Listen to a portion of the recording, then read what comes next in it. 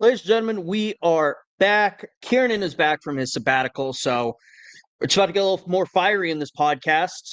That's 100% a bad joke about his hair. We're talking all the coaching drama, Lane getting into fights about being called a hoe, and then immediately proving Ben Garrett right that he is a hoe. Uh, Penn State's in flames. We're talking conference championships. We're just going to be getting into so many shenanigans because we've had to hold them in for the last couple of weeks. So stick around to see how absolutely ridiculous this gets.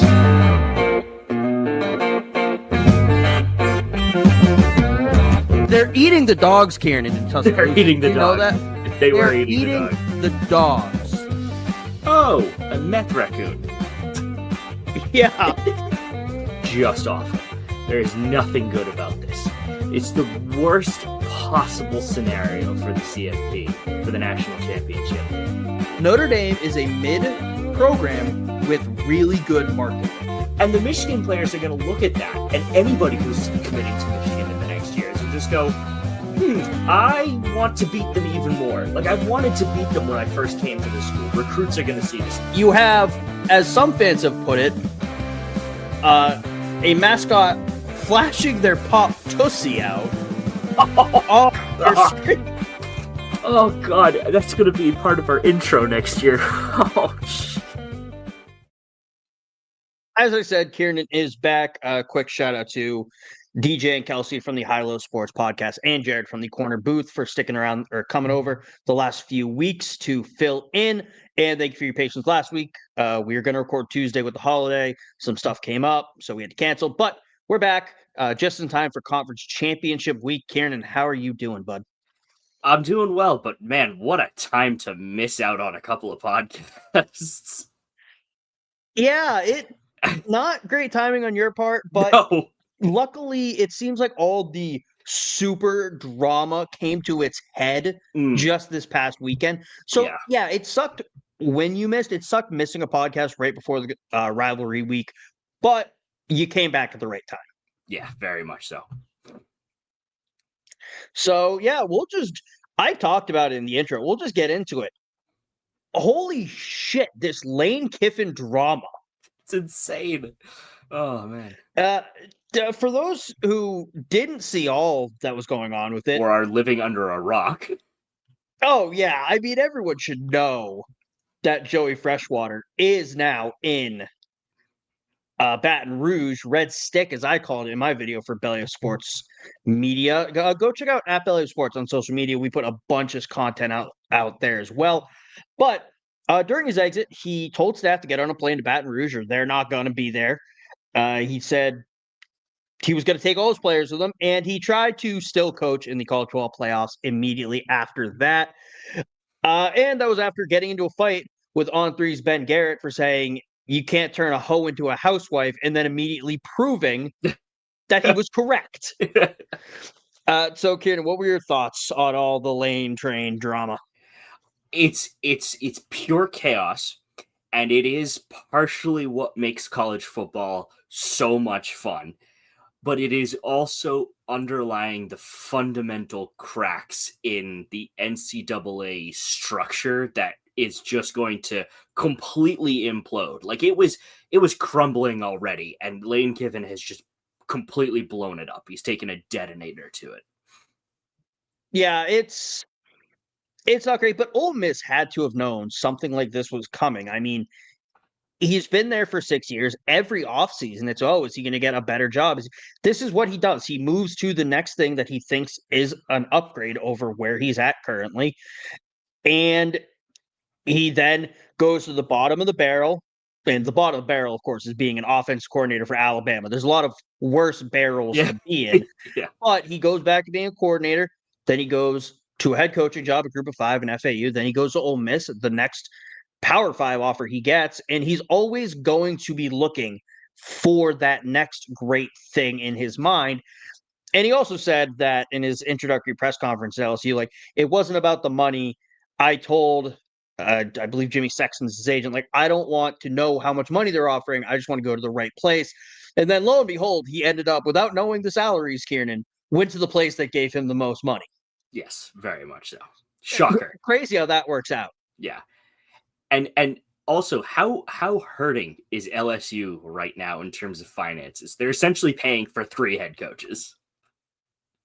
Coach O's salary comes off the books in like 2 weeks. I think it's 12 days. I think December 15th is the last day. And then they're immediately going to rehire him to be on Lane's staff based on rumors because him and Lane are close.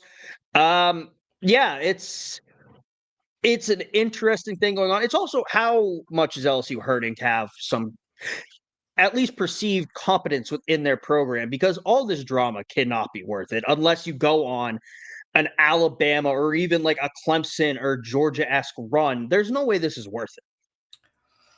Yeah, I mean, the thing with Lane Kiffin is that he is a very good coach. I think we've seen that through his coordinator time and through his head coaching time. He wins games, and I think he's kind of at the point where you can't really get all that much better than his current situation. It's one of those things where he's kind of topped out. The only place he would either go is Alabama, back to Alabama as a head coach, or to Georgia as a head coach. There's no other real options I can foresee, because LSU they have the necessary like background stuff. They've got apparently all the money in the world based on how much they're paying, and they've got the resources in recruiting and local support to do all of this stuff. So it's you have to do what Coach O did with Joe Burrow in 2019 and win a national championship. It's that or I don't know if one's enough Oh, to no. get put up with all this drama. Yeah, he needs multiple. And it's just LSU was once a proud program. And another benefit of going to LSU, if you don't have the resources you need to compete with an Alabama or Georgia, there are always children's hospitals that you can steal from. That's always an option at LSU. So you will never, ever have to worry about finances and getting the right players in the portal. The worst part about all of this, Karen, the worst part, Juice Kiffin, not even his dog. Disaster. It was a PR stunt and it worked, but it wasn't even his dog. It's disgraceful. Absolutely like if you just said, "Oh, it's like an unofficial mascot of the school. It's this local dog." Yeah. And Lane loves it and Lane play with it, but it's not Lane's dog. I think that would have come across a lot better than it's Juice Kiffin. It's Lane's dog. And then it's still in Oxford. It was never Lane's dog. Although it never being Lane's dog is probably better. It's probably better that it was never Lane's dog if it's still in Oxford rather than, it was Lane's dog and he just left it. Yeah. Much like the Ole Miss staff left Lane Kiffin's shirts just on a hanger outside. If anybody's seen that photo, just randomly pushed out like a mad X would do, except at least it was still on the rack and instead of just thrown everywhere. True. And then there was even more drama after everything because he put out a statement like, even though all the players wanted me to coach, and now a bunch of players are coming out like we never said we wanted him to coach. Which is objectively hilarious. So funny. And it's LSU. Oh no, go. I was just gonna say it's one of those things like at what point would the AD ever let him coach in the CFP? Even if his players are like, please, he's got us this far, it's just one final push. There is no situation where an AD would ever let that happen. Yeah, no, it's a ridiculous request. I think it's something, hopefully he knew that it was going to be told no, so he could say he wanted to be there for his players. Yeah. Because if he thought there was any possibility of that happening, it was delusional. And then his LSU contract also, apparently, I was listening to Pardon My Take today because I'm a middle-aged white man. Not middle-aged, but you know what I mean. I'm that age. I'm 28 to 34 white guy. So, of course, that's what I listen to. They're talking about LSU in the contract has, if Ole Miss makes the playoffs, you get a bonus. If Ole Miss wins the national championship, us, the Louisiana State University Tigers, will give you a bonus. That's insane. It's so funny. Uh, LSU's desperate. Oh yeah. It's sad, but also it's hilarious as an Alabama fan. Uh, to Ole Miss's credit, and we'll kind of cycle into the coaching carousel talk now. They did move quick on getting their replacement, and they did give Pete Golding the reins immediately. No interim tag. This move with Ole Miss fans has been very divisive. Most people are saying this is a terrible idea. Some people are saying it's fine. I land on it as they had to do something. Mm-hmm. They needed to show there was a cohesive move towards not towards the future, but just towards the playoffs so they could go, no, we have our full-time coach. And he's been on staff. It's something to maybe keep players there because Pete Golding is popular. He's a very good recruiter. Now, that was mostly in Alabama where, hey, you want to go win national titles for Nick Saban? Being your pitch is a pretty good sell, but he's a good recruiter. I've said on this show I have thoughts on him as a defensive coordinator. Maybe he's a better head coach, but what were your thoughts on Golding staying as the full-time head coach? It was a bit out of necessity, but also it kind of steadies the ship because it kind of like what you said. It's a guy that's he's already there. It was a fairly easy transition. The guys already like him, so it's one of those things where Ole Miss really doesn't have time to focus on anything else. They need stability, they need a quick decision, and they need somebody to lead them into the playoffs. And you get all of those things with Pete Golding. And I don't think that there's any reason why we should doubt his ability as a coach because the players are still there. The players are still, for the most part, they're still there. I don't think anybody's entered the transfer portal that I know of, at least none of the starters. But with that being said, you've got guys that have a legitimate chance to make a run for the championship. So this is a solidifying, steadying of the ship type hire that, for Ole Miss's sake, makes absolutely perfect sense. Yeah, and this is something that's going to come from having a committee of people and not the computers deciding who's playing for a national title. They will see this move. If they just had Pete Golding step in with the interim tag, they go, oh, do we really want interim head coach playing or coaching in the college football playoffs? Versus, no, he's just our head coach now. We're not putting the interim tag, he's permanent head coach. It's going to go, oh, well, it's a permanent head coach, so that looks better. And they must have a lot of faith in this guy. So we should give them not the benefit of the doubt necessarily, but a little more confidence in this move because Ole Miss has so much faith in Pete Golding. Yeah. I mean, it doesn't hurt that they are 11-1 and Pete Golding's defense is at least partially responsible for that. But to that end, it's like, yeah, you're losing your main guy in Lane Kiffin, but you seem to have a legitimate backup that will give us, the committee based and subjective statements, the confidence to keep you in a seeding, in a high seeding. So that's what I think of that. Yeah. Yeah. And I mean, speaking of moving swiftly to get your next head coach in the building, or he's already in the building, but getting your next head coach installed. Ciarnan, what is Penn State doing? I legitimately have no idea. I at this point, it's just funny. There's no ifs, ands, or buts about it. We're losing out to a CEO of a cookie company. We can't do anything.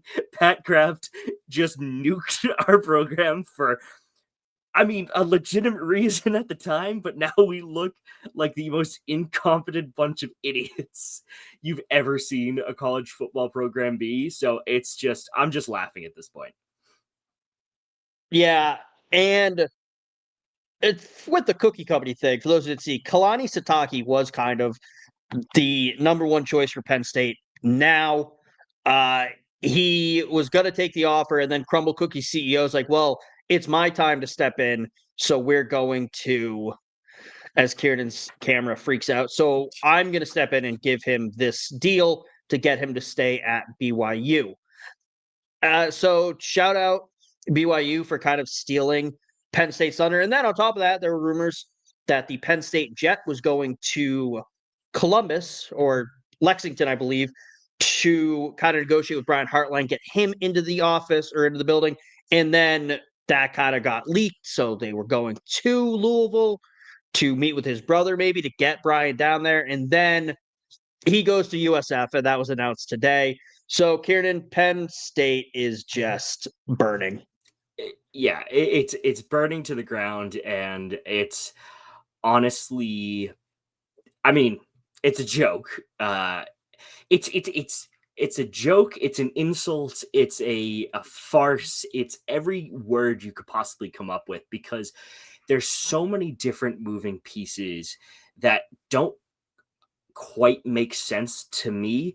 And maybe it's my bias and I'm kind of blind to the fact that I would argue that Penn State is a solid program with plenty to offer any one of these coaches. So I mean, like, Kevin, looking in, is it like, are we doing anything wrong? Is it purely a Pat Kraft problem? Like, why are coaches just going, couldn't be bothered with Penn State right now?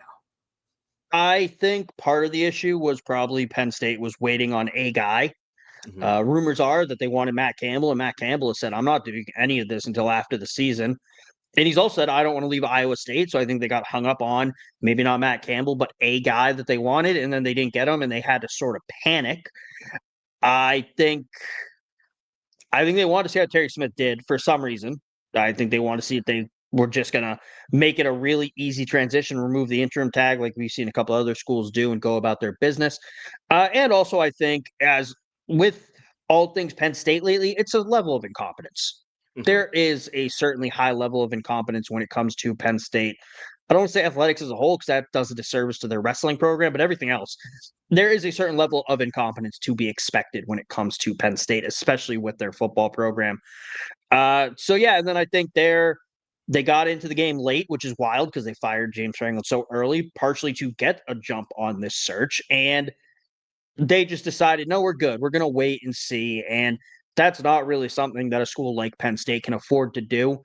You are a football powerhouse historically. You have, and it's been rough sledding lately, which is weird to say with a consistent 10-win program, but it's what it's been. And they just need to get someone. And Ciarnan, I have bad news for you. It gets worse. It it might get a little better at first, but then yeah, it's gonna get a lot worse because buddy, get ready to learn Mark Stoops. Oh, I can't say it. I can't say it. All right. It's fine. I've It's not fine. Everything's I, fine. that's strictly a vibes thing, by the way. I've not seen anything linking him Yeah. to Penn State, but that is a Penn State move with this current leadership. Oh, we're going to drag our feet on finding coach. We're going to try and get this one guy, and then we're not going to get him. And then every other coach is going to get hired. And then, oh, the guy was fired by Kentucky. Well, we need a coach. Yeah. Yeah. Yeah. Yeah. It was so funny, like watching like all these things, like, oh, is it going to be Matt Rule? Is it going to be Will Campbell? Is it going to be XYZ? Is it going to be Bob Chesney just recently? Um, and especially with the Matt Rule thing, like everyone was like, all right, he makes the most sense. He's a Big Ten coach. He has state college connections. He XYZ. He has all the intangibles, and then we absolutely rout him at a home game in November, and it's just like, maybe we're good. Maybe this isn't what we want. So, I mean, he signed the extension, so it's irrelevant now. But it was just so funny that like that's what happened under the interim coach of Terry Smith.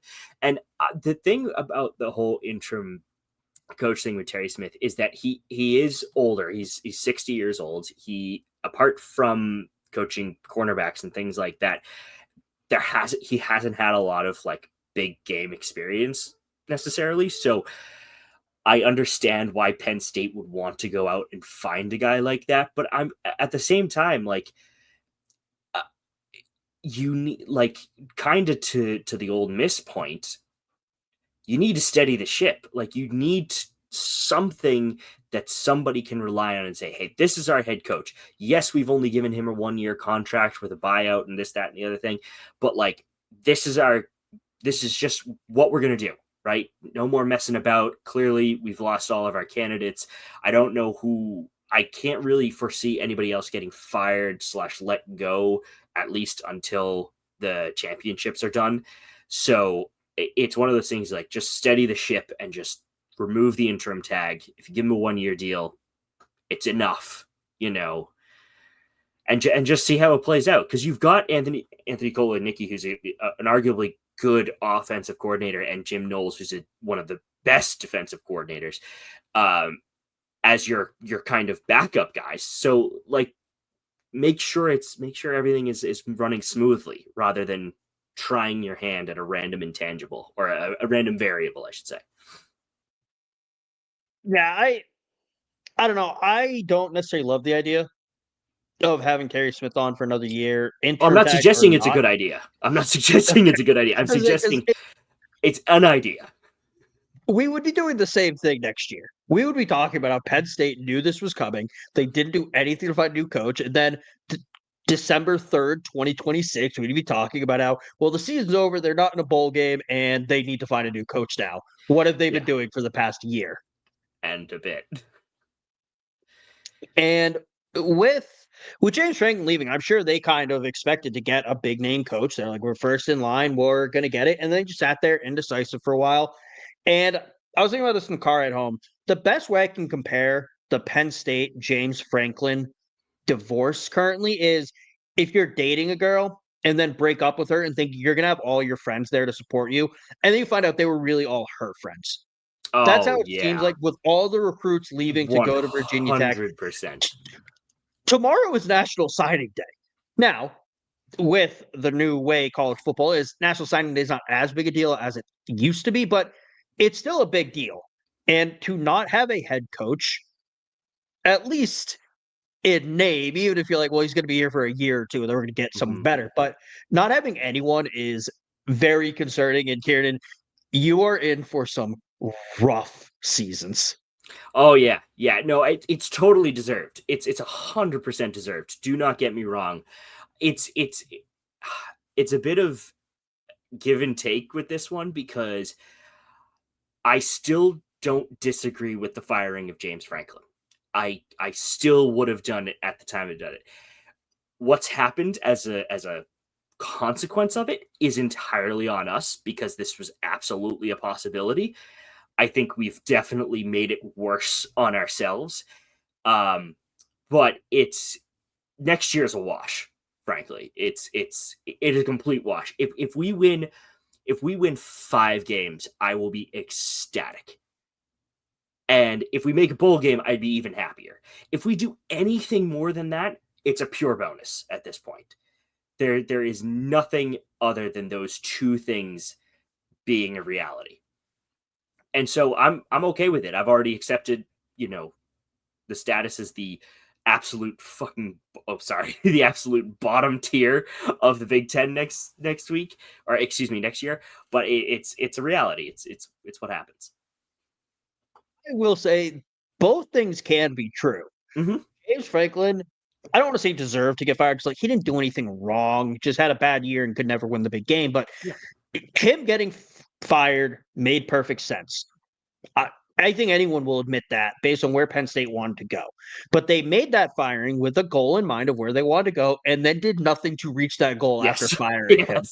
It's like from SpongeBob. They fired him. We did it, Patrick. We saved Bikini Bottom, and then everything's on fire around him. Yes. That is incredibly accurate. Yes. Oh. And so yeah, Penn State is in the gutter. They're going to be worse. Before it's going to get a lot worse before it gets better. Oh And yeah. we've already alluded to some of them. A lot of good coaches are getting scooped up. Pat Fitzgerald to Michigan State. Say what you want about him. He made Northwestern look competent at times, which honestly is a miracle unto itself. It got bad at the end, and then there was the whole bullying thing with him getting fired. But he's at Michigan State now. You have Alex Golish going to Auburn, keeping DJ Durkin on as DC. I don't know if you'd want Durkin if he left, but you have Silverfield going to Arkansas. You have obviously Lane going to LSU. You have Summerall going to Florida. I don't know if Summerall was ever an option for Penn State. He seems very much like a SEC, Sun Belt, Southern guy. Mhm. But Ciarnan, who is the winners and losers of this coaching cycle? Uh, Great question. So I would say uh, LSU is arguably the biggest winner of this whole coaching carousel. And I think we've already touched on that, so I won't stay on him too long. I will say the other one is probably Colorado State with getting Jim Mora out of UConn, 2 9-win seasons, very productive out there. The competition steps up a little, certainly out of the Northeast, but I think that's a great pickup for Colorado State. The other, Virginia Tech, obviously, getting an Yeah. absolute stellar coach. I don't want to say guaranteed 10-win season, but Virginia, look up for it. And the last one would be BYU with Sataki. I mean, just keeping him around, whether it be through a crumble cookie or whatever, however they got it, to keep him there is huge for them. 11-1 right now. There's no reason he would go anywhere else. It seems like he's got a lot of connections there. Yada yada yada. I mean, that they basically win. That's fair. Who do you think one or two of the biggest losers are? Okay, well, we won't harp on Penn State anymore, but I certainly Ole Miss. That goes without saying. The biggest losers, probably Memphis losing Silverfields. I think going to Arkansas is, sucks for them, but they got to find somebody, and Tulane losing Summerall. I think those are the two biggest losers, I'd say. Yeah, a lot of Arkansas fans aren't happy with the Silverfield hire. They're kind of pointing out at Memphis, they had the highest budget out of all the American, and they still couldn't win it. True. Yeah, my take on that was it's Arkansas. If he's meh at the SEC, that's an improvement. You Yeah. should be happy with meh and not being a laughing stock to the rest of the country. Mm-hmm. But with that being said, I think JMU weirdly is a winner. Even though they lost their head coach, they're proving they are that premier stepping stone to the next job, to that Power 5 job that a lot of coaches wanted. You have Signetti, and then you have Bob Chesney. So I think a lot of up and coming coaches who these big name programs are going to be like, you don't really have the experience. Will go to JMU. They know they'll have the support, the funding, and they can prove what they can do, and then maybe move on. Sucks to lose a coach right before a college football playoff run or trying to get into the playoffs. I think Oregon State is a huge winner. Jamarcus Shepard is going to be a great culture guy for them. He's a good offensive mind. And he even said in his introductory press conference, like, alumni, like, get your ass back here. We're going to talk to you. We're going to figure out what made your time here great, what we can improve on. We're going to bring that back. We want you talking to our players. We want you helping out. So I think that's big for Oregon State, who, yeah, they don't have a lot of great alumni in the NFL, but to have a guy who's ready to buy in and meet with players who were there to work with them is great.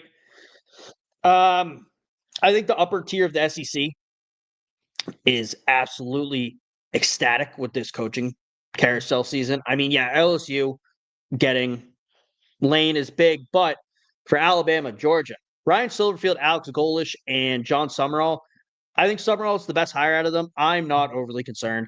Alex Golish, yes, he played Alabama tight for a couple of years, but that's what Auburn does. They hire a guy because he can maybe beat Alabama because they look decent against them, and it doesn't work out, so I feel fine about that. I don't think about Arkansas really, but really there's nothing crazy shaking up the SEC in terms of lower tier schools moving up. The big losers got to be UConn. Mm. Jim Mora, I mean, you mentioned Colorado State. For every winner, there's got to be a loser when it comes to this. Jim Mora was 27-23 at UConn. Now, some schools will fire you for that. For UConn, they should build him a damn statue. Yes, 100% agree. That's incredible. This is a huge loss for UConn. I'm interested if Jim Mora can leave his legacy and like start guiding them in that direction and have UConn go, well, maybe we can be good at football and women's basketball and sometimes men's basketball and not just focusing on basketball. So, but that's a huge loss to the Huskies. Yeah, definitely. Another winner, I would say, is anybody repped by Jimmy Sexton, because you're just watching these enormous contracts be thrown out at these coaches, and it's funny. It's so funny. We even said, like, just 2 years ago, we're like, it's the end of the 10-year, $100+ million contract, and that was completely blown out of the water for almost everything. Year. We did say it this year? Okay. Well, I wasn't sure what I said it this year. Okay, you said it this year. Yeah. We might have said it previously. I'm saying, like, no, you're right. I'm saying, like, even a few months ago, I was like, yeah, it's done. Like, we're going to get rid of all these guys. Brian Kelly's gone. That's going to be the last 6-year, $90+ million deal we see. And then Lane Kiffin happens. Yeah. But yeah, I think we can go a step further, Kim. We don't need to say the coaches who haven't, not coaches signed to Jimmy Sexton, just Jimmy Sexton. Yes, seriously, because he's taking a cut of all of that. Compared to Jimmy Sexton, everyone else is a loser in the coaching cycle. It is in the poorhouse, because, my God, that man is getting so much money right now. It's insane. It is insane how he is a one-stop shop for any great football coach. It's insane.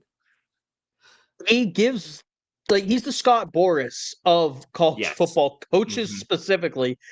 For baseball fans, like, that's the kind of power this man wields. He got Mike Norvell a massive contract extension when Saban was retiring. He got a bunch of coaches in that cycle, those big contract extensions, out of fear that Alabama would poach them. Oh, and he also had Nick Saban. So Jimmy Sexton is the winner. Congrats, Jimmy. You won this coaching carousel. Not even this coaching carousel. You've just won. You literally don't need to do anything else for your entire life. You've won. We should try to get Jimmy Sexton on the podcast. That would be hilarious. I don't even know how to do that. My man probably has some stories. No, 100%. And I don't know if he'd want to tell any of them, because it'd probably make his clients less money. Yeah, probably. I think Jimmy Sexton is, like, one of the people, if possible, I'd love to go on. Number one, obviously, is Timothy Chalamet. Yes, the ball knower. I think number two, ball knower. Man was shout out Parker Navarro like 3 years ago on game day, and somehow Parker Navarro is still in college. There you go. Jimmy Sexton, though, might be a solid number two for people I want on this show. But moving away from coach movement, some coaches staying put, some retiring. Chris Kleiman for Kansas State is retiring. He was 126-47 as head coach, 69-6 at North Dakota State, with 4 FCS titles, and 54-34 with Kansas State.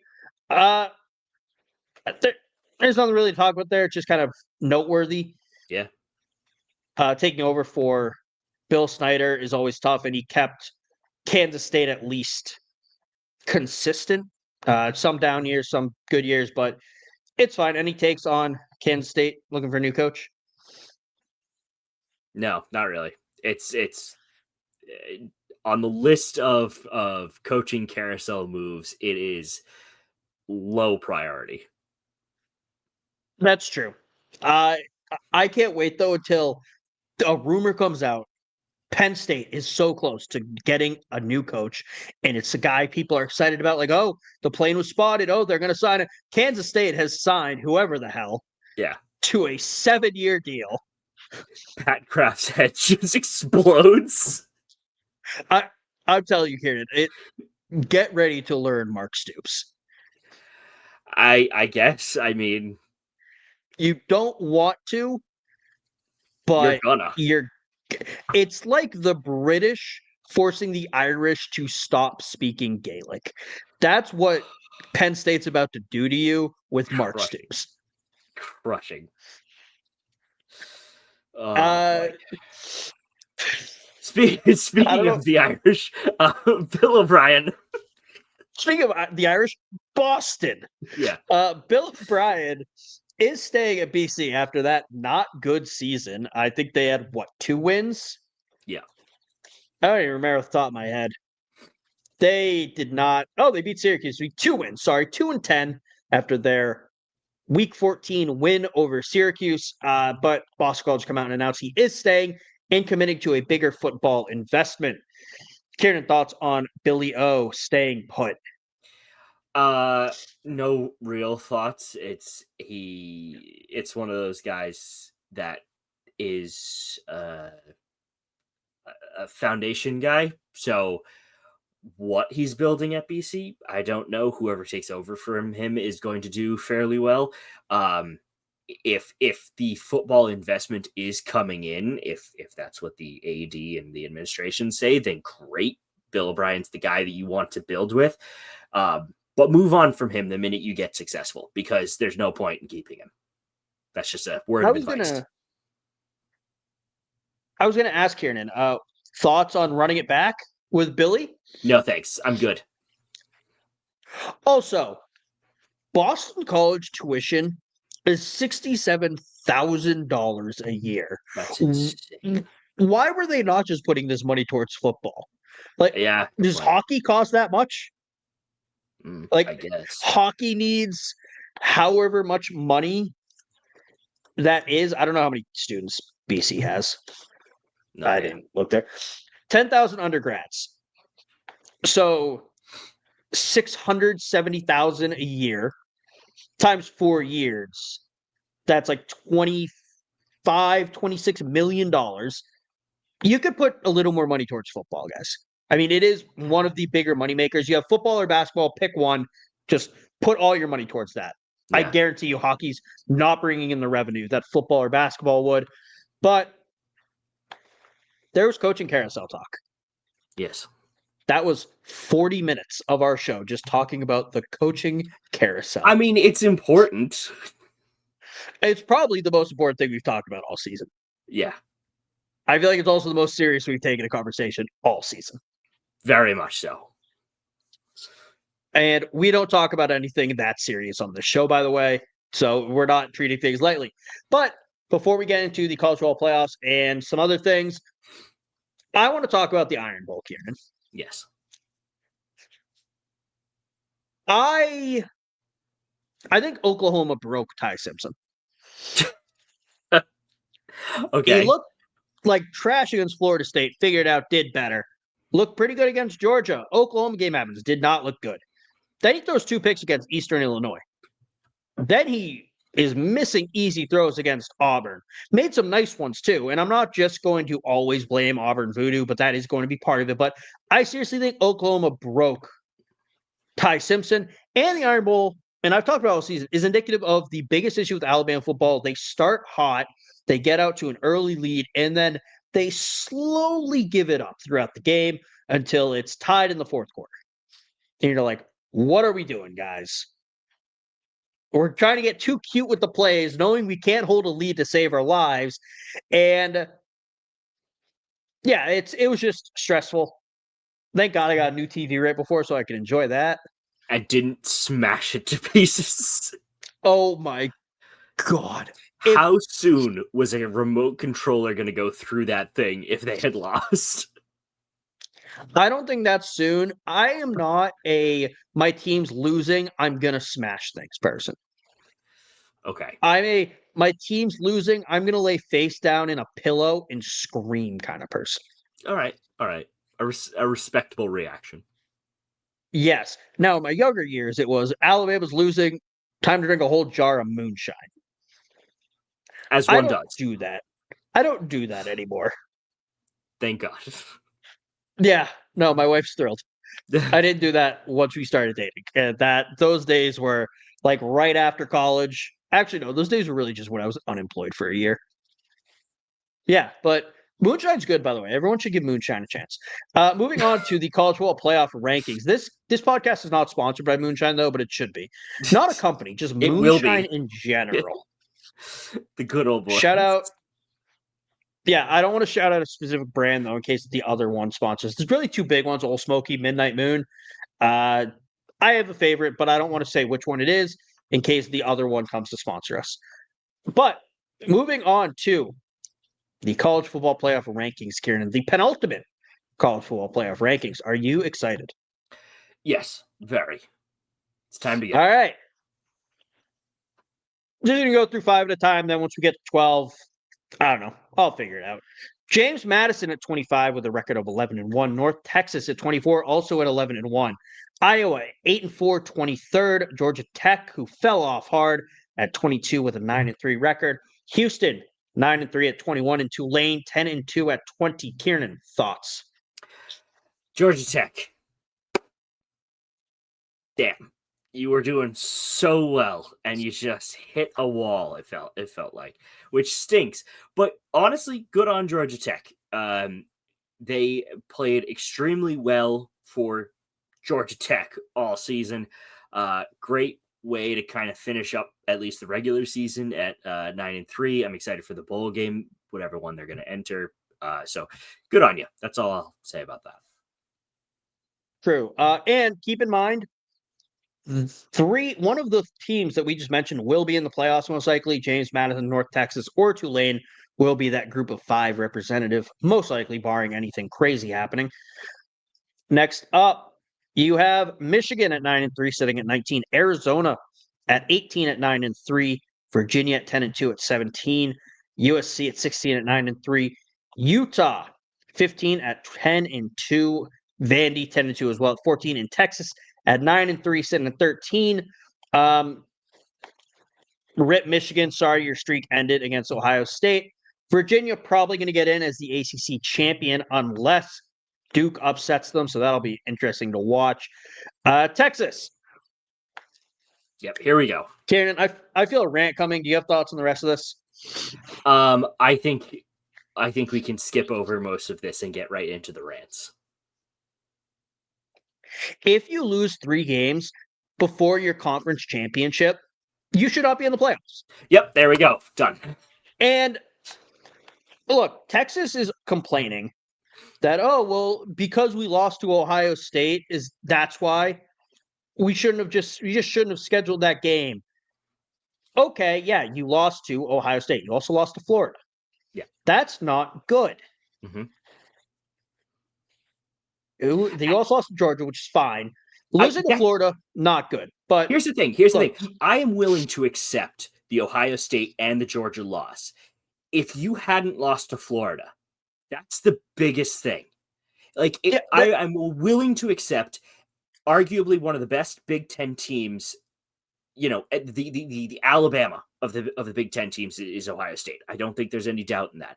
And I think the Georgia is, the Georgia of SEC right now. They're the top dog, I would argue. Those 2 losses are acceptable. And I will give Texas the benefit of the doubt because they did beat Texas A&M during rivalry week. The loss to Florida is killing them. And as it should. That was a bad loss. Yeah, look, they played Ohio State tight, something seemingly nobody else has really been able to do. Texas, that was not a good loss based on how badly they lost, but you can give them a mulligan for the Texas A&M win, kind of giving them that little benefit of the doubt. Losing to Florida, no. If you're going to lose to Georgia by 25 and Ohio State, you need to then be perfect against everyone else. And I understand they beat number 8 Oklahoma pretty handedly. But then going through those next couple of weeks, overtime against Kentucky, who just fired Mark Stoops, overtime against Mississippi State. You beat UTEP by 17, which you should be beating UTEP by way more than that. Texas is not one of the 12 best teams. They should not be in the playoffs. No. Simple as that. If you notice, though, I did say if you have 3 losses before your conference championship, I just got to cover myself there. Yeah, that's fine. Because we're going to move on to the top 12. We're going to go 12 through 5 and then do the 4 bye weeks. Not 4 bye weeks, though, because those are common. Yeah, no, 4 bye weeks. I hate how they change it every year. Miami sitting at number 12 at 10-2. BYU at number 11 at 11-1. Notre Dame, number 10 at 10-2. Alabama, number 9 at 10-2. Oklahoma, 10-2 as well at number 8. Texas A&M falling to number 7 at 11-1. Ole Miss moving up to 6 after losing Lane at 11-1. Oregon at number 5 at 11-1. Alabama should be in, Ciarnan. Alabama had 4 weeks in a row with ranked opponents, and they beat all of them. If they play Georgia tight, I don't even think they need to win to get in. They just need to not get blown out. And Kirby Smart can't blow out Alabama. Alabama should be in. Yes, I have no doubt about that. Alabama has played arguably very good all season. Ty Simpson dropping off towards the end of the year. Yeah, that's annoying, and it definitely looks bad. But purely based on how they've played throughout the year, I think it is more than acceptable to lose. I'd say by a touchdown and a field goal to Georgia. I think that's an acceptable loss. If you were to lose by more and you were to get as you said, blown out, I would have to reconsider. But I think that's an acceptable loss to Georgia. I will also say, even though I'm saying Alabama should be in, if Alabama is left out, I'm not going to riot in the streets. Yeah. I will understand it. Mm-hmm. You put yourselves in this situation. Look, the Oklahoma loss at home sucks. Yes. Shouldn't have happened. You didn't look good. Losing to Florida State is inexcusable, and it's the same thing with Texas and Florida. Like, that's the loss you can point to and go, this sucks. This is why this happened. I will understand the committee on that.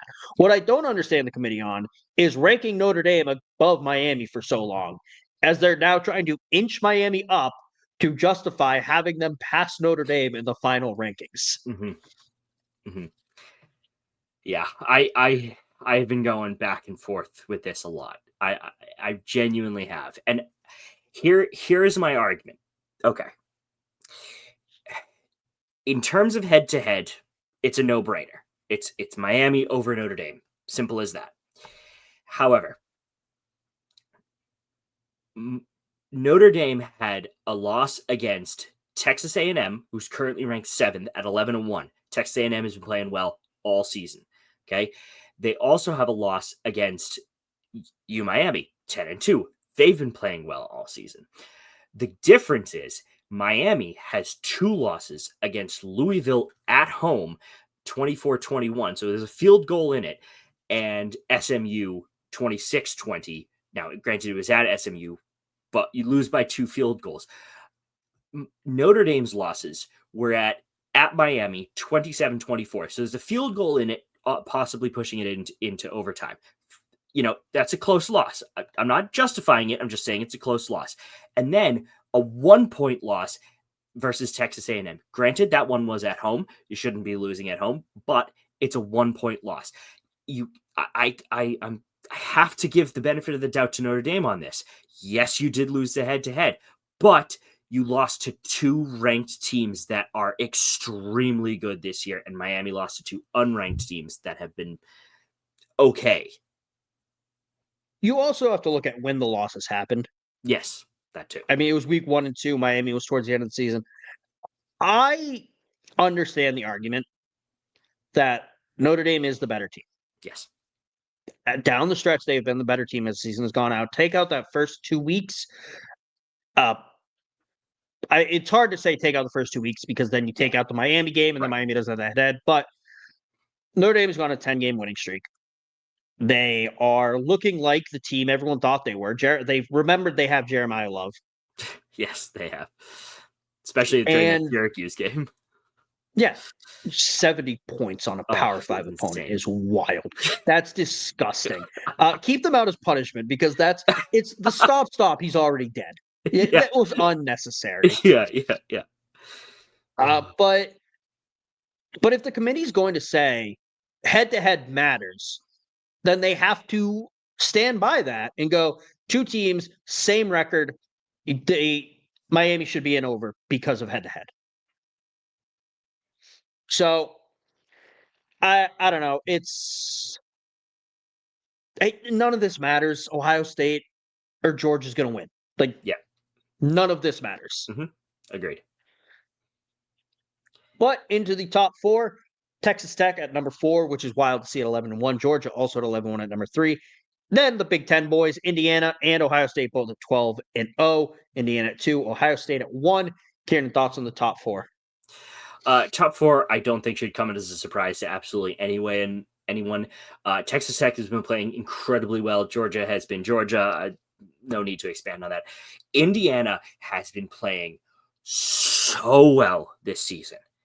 And that's not to say, Ohio State hasn't. I feel like Ohio State has kind of been like just lazily going through the season up until Michigan, where they really turned it on and stomped them, which, you know, frankly, Ryan Day has secured his future for the foreseeable future, because that was always the big, monkey on his back.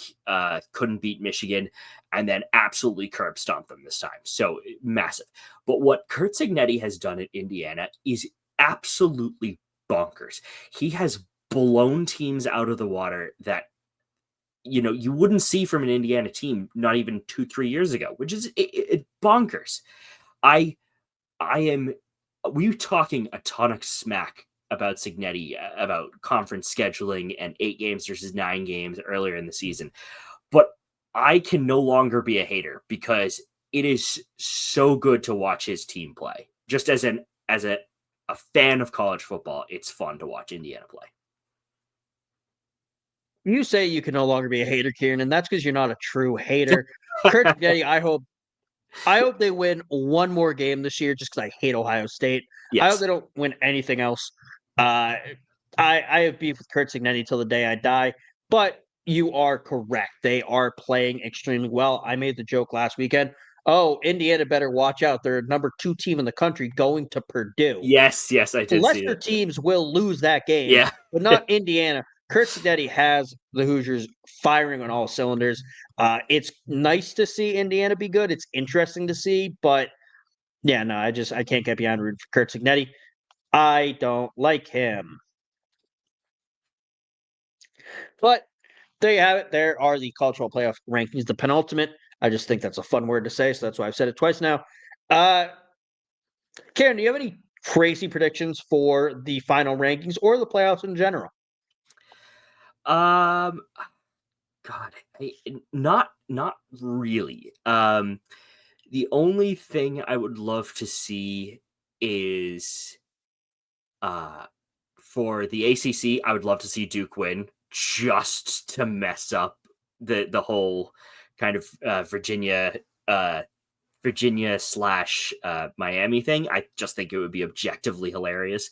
The only other thing I would say is on Vandy, which they're 10-2, got 2 rough losses against Alabama and Texas, and you're just like, you kind of want to push them up just a little bit higher, just purely for the novelty that Diego Pavia has been playing out of his mind. It's so great to see the nerds good at football. It's kind of like an Indiana for the SEC. Like they're very much the underdog. It doesn't matter what season they're in. Historically they're bad, so it's just fun to watch. That would be the only thing I would say in terms of Vandy, but we'll wait to see. That's true. On my takes, I think Notre Dame needs to be praying for an Alabama blowout or just a BYU loss. I think if Alabama and BYU win, they will move Notre Dame to 11, probably maybe knock them out, put Miami in above Notre Dame, and then who knows, maybe someone will have the sniffles that day on the committee and put Vandy in over them or something. Notre Dame should be very concerned about getting in. They should not be sitting back going, we're not in a conference, so we don't have to play a game this weekend. Cowards. Yeah. So they are not safe. Alabama, very much destiny's in their hands, so hoping. But my bold take for the playoffs, Ciarnan, I would not be surprised, depending on how the rest of it shakes out, if Oregon, Ole Miss, and Texas A&M are all out after that round 1. Really? Okay. All right. Yep. Ole Miss, I don't like Pete Golding as a coordinator. I don't know how he'll do as a coach, so I'm curious to see how that kind of plays out. I think Oregon is kind of fraudulent. They struggled against Penn State, who fired their coach. I just don't trust them in big games. That's really what it comes down to. They struggled against Iowa. Don't trust them in big games. They're not as fraudulent as a school like Texas A&M, though. Texas A&M, Notre Dame, beat them by 1 point. That's a good win. Beat Auburn by 6. That's not good. And if everyone goes, well, Alabama didn't play well against Auburn. Yeah, but Alabama beat them by 7. We beat them by a touchdown. It's better. Yeah, and it's also the Iron Bowl. It's rivalry week. Teams that are huh? In Jordan Hare, you have Auburn Jesus, Jordan Hare voodoo, whatever you want to call it. Oh yeah. A rivalry week, I take everything with a grain of salt. If your team only wins by one, I take that as a massive win, especially away. You're playing your rival away at their home stadium. Like I throw all intuition out the window. If you get a win, it's a win. It doesn't matter. The teams rivalry week, teams play better. They just do. It's as simple as that. There's no ifs, ands, or buts about it. Auburn could win by 100 and you'd be like, yeah, that makes total sense. It's one of those things. Yeah. And even going further though into Texas A&M, Alabama is getting killed for beating South Carolina by 7 and needing kind of a last minute score to win it. Texas A&M beat them by 1. Mm-hmm. At home. Yeah. And then they also beat Arkansas by 3. Now that was on the road, but you should still be, if you're the number 7 team in the country, you should not be in a struggle against Texas A&M or against Arkansas, excuse me. Yeah. So, and yeah, I was gonna say Texas A&M's fraudulent. I mean, that actually brings up a great point, right? Because there have been losses and wins that are like 1 point, a field goal in it, overtime, all this jazz. And you're just like, I don't know who's good at football anymore. Yeah, they're, 9-3 or whatever, but arguably it's a, 5-point difference and they're 11-1. Like that's how close these games have been this year. And it's bonkers. The only other thing I'll say about this whole thing is that it's Virginia versus Duke in the ACC, correct? I want to make sure I got that right. Okay, fine. Notre Dame has to play Miami again in order to win, and that'll be the true head-to-head. Winner stays. There you go. Conference championship for Notre Dame. You want it that way? You want a head-to-head? Fine. Make it this. I'm against expanding the playoffs, but no, that's... Just for that. I love it. I love it. Need it in my life. All right. Let us know on socials your thoughts on the rankings because there's a chance that I hate my life this weekend. And I have to be in Kansas this weekend too. So that's just... Oh, God. Doubly awful. It's over. It's never been more over. I have been there once, and that was during the Vandy game last year. Okay. Oh, yes. I remember that. Yeah. So, not great luck for the Tide and good old Kev over here being in Kansas during an Alabama game. So, yeah. But, I don't know. If anyone knows any good place to get copious amounts of alcohol around kickoff, that'd be great. Moving on to our conference championship bets. Our last betting segment was so long ago, I don't even feel like going through them. So, we're just going to jump right into it. Ciarnan, do you have your bets ready? I do, yeah. All right. I'll start off first. I have Bama plus 114. Kirby Smart cannot beat Alabama. They live in his head rent-free, so give me the Tide. All right. I am going to actively root against my mid-team from last year who did far too well. Boise State at minus 205 against UNLV. Nice. What do you got for your spread? My spread is Tulane at plus 2.5 at minus 108 against North Texas. That's a good one. My spread, I have BYU plus 12.5 versus Texas Tech. I do think Texas Tech will win, but I think BYU is going to be out for blood, and they're going to try and get it. They're just going to fall short. And then my miscellaneous, Alonzo Barrett, the third, 50-plus rushing yards versus James Madison. This guy has popped off for 98 and 132 rushing yards in games this year as a quarterback. He has slowed down a little bit, but I'm predicting he was saving himself for the conference championship. This is the playoff push that the Dukes need. So I like the rushing yards for quarterback Alonzo Barrett, the third. Ciarnan, what is your miscellaneous? All right, my miscellaneous is the Big Ten championship. It is between Indiana and Ohio State, and it's kind of a 2-for-1 here. So I am going over 21.5 points for Indiana at minus 105, and I'm also doing under 26.5 points for Ohio State at minus 110. So I have to get both right in order to get the bet. Bold. I know. I'm excited about it. I feel like you could have just gone for an alternate spread or something. No. I wanted to do it this way. Okay. Because it kind of implies the Indiana win. Okay. That's fair. All right. So I have Alabama beating Georgia. I have BYU plus 12.5 versus Texas Tech. And I have Alonzo Barrett, the third, 50-plus rushing yards. This weekend, Ciarnan has Boise State over UNLV, Tulane plus 2.5 versus North Texas, and Indiana over 21.5, and Ohio State under 26.5. Right? Did I get that right? 26.5. Yep. All right. I wrote 26.6. I'm like, how the hell would that happen? All right, Ciarnan. Yeah, that'd be wild. It's time. It's time for the end of our mid-team reports. Yeah.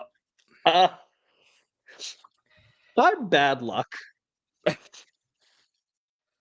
I'm really bad luck for these teams. You really are. I have picked two mid teams, and they're a combined 0-24 the past 2 years. Kent State this year, when I stopped rooting for them, was knocking on the door of bowl eligibility.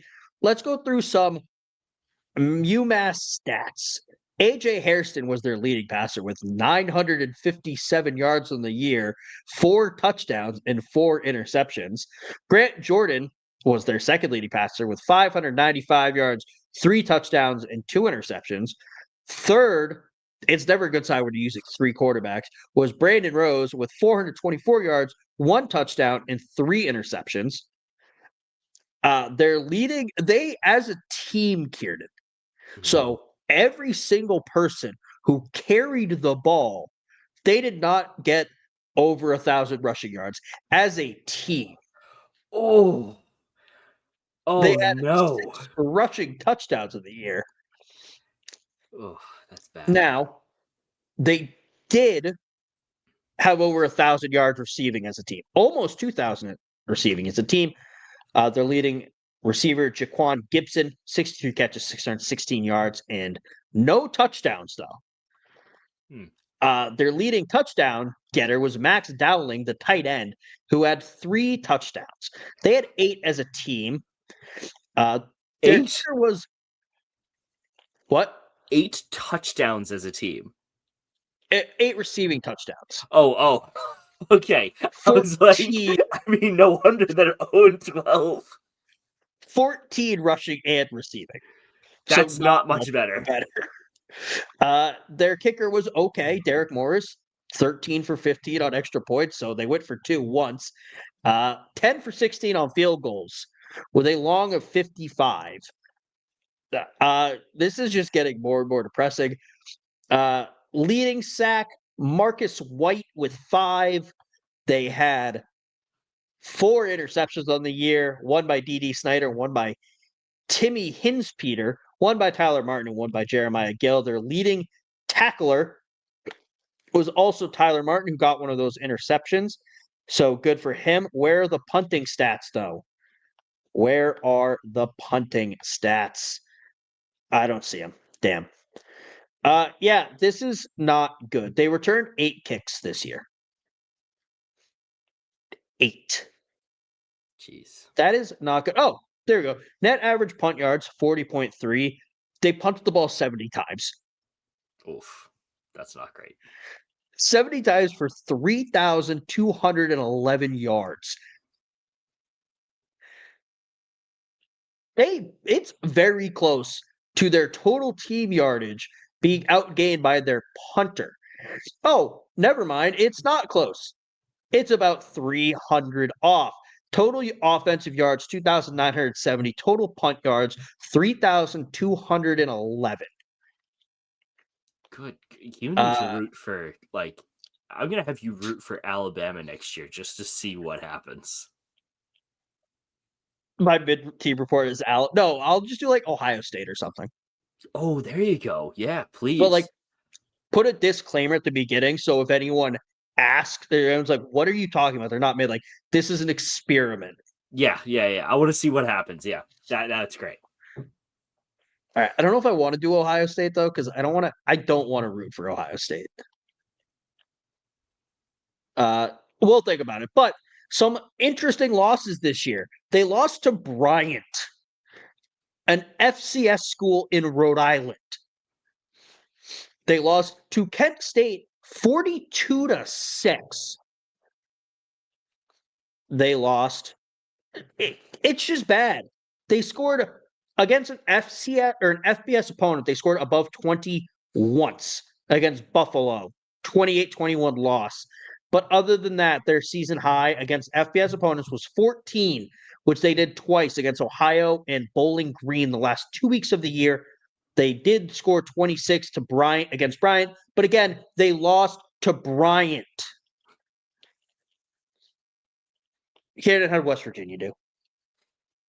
Well, better than that, but still not great. So they were 2-7 in conference play.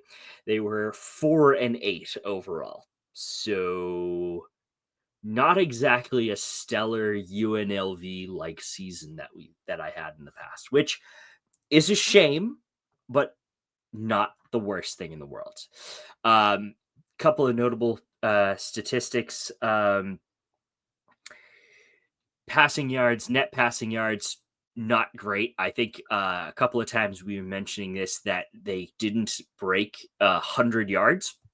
So net passing yards were 2,267, 6.9 yards per pass attempt. Average or net passing yards per game was 188.9, which isn't great. They had 10 passing touchdowns. However, 11 interceptions. They were sacked 31 times for a total net loss of 172 yards. Rushing was, arguably just as bad, maybe a little bit better.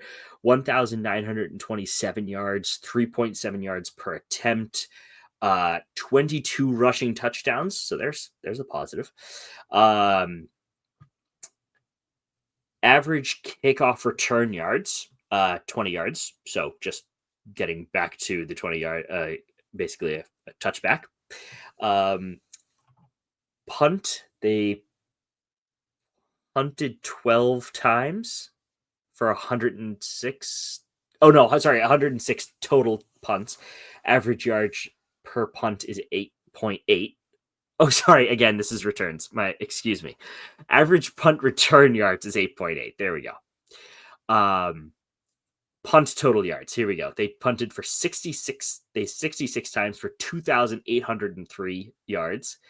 Touchback percentage is 29%. Fumbles to lost fumbles where they fumbled 19 times, they lost 7 of them, and their turnover ratio was 2. So, Oh yeah, UMass the turnover ratio was -7. wow. Yeah. So Ciarnan, you had a better season than me again. I am bad luck for these teams, so I apologize to Kent State fans and UMass fans.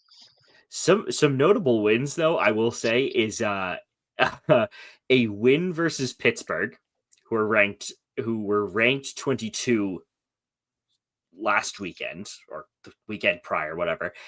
A win against Houston and a win against Colorado.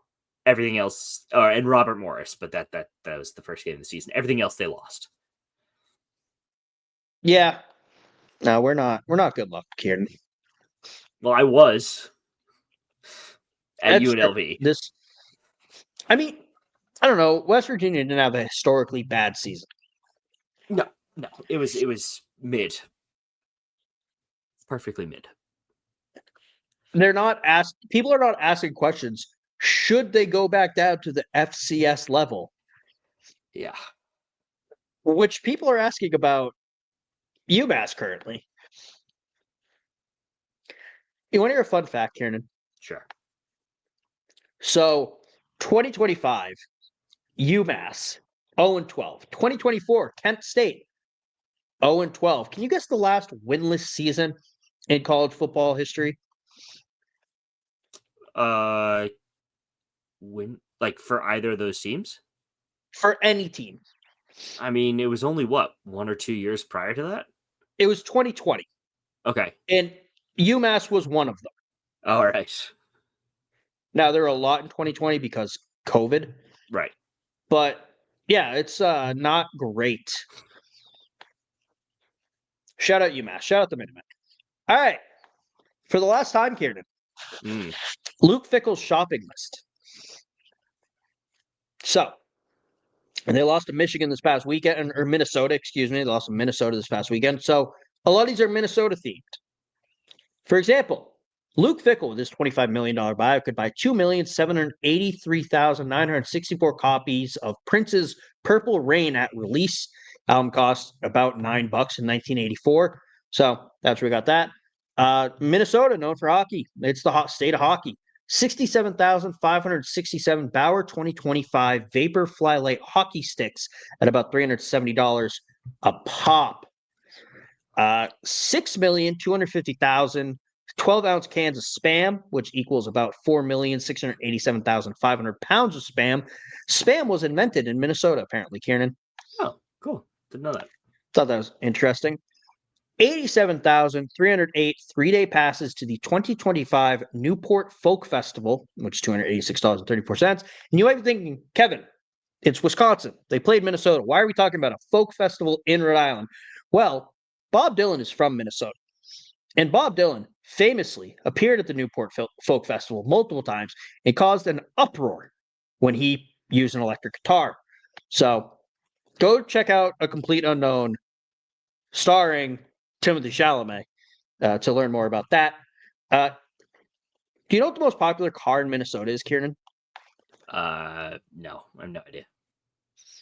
It is a Honda Civic, which Luke Fickell could buy 3,152 2007 Honda Civic EXs with 113,000 miles on it from Larry H. Miller Subaru in Boise. I just went on cars.com and sorted and looked up Honda Civics, and that was one of the first ones I saw.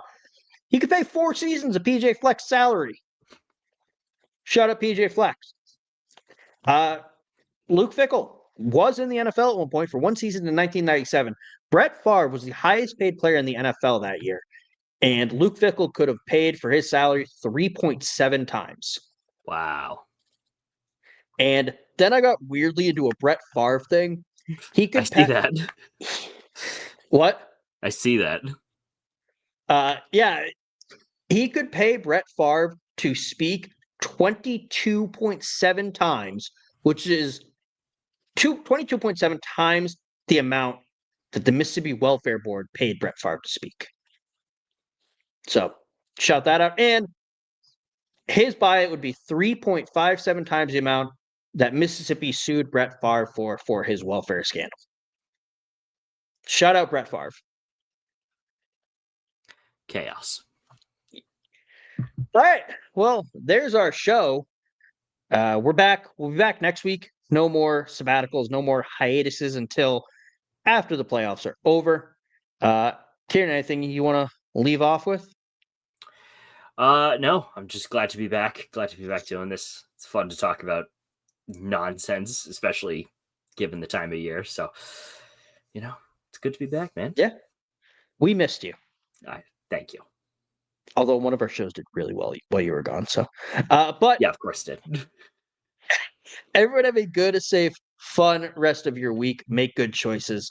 If you drink, don't drink too much. And if you do drink too much, don't drive. And for the love of God, don't find yourself in Kansas like I'm about to.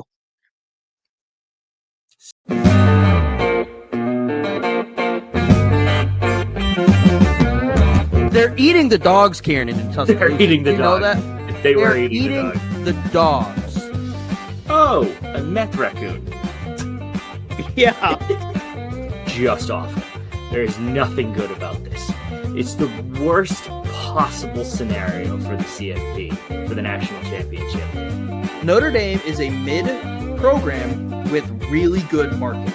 And the Michigan players are going to look at that, and anybody who's committing to Michigan in the next years and just go, I want to beat them even more. Like, I wanted to beat them when I first came to the school. Recruits are going to see this. You have, as some fans have put it, a mascot flashing their pop tussie out. Oh, God, that's going to be part of our intro next year. Oh, shit.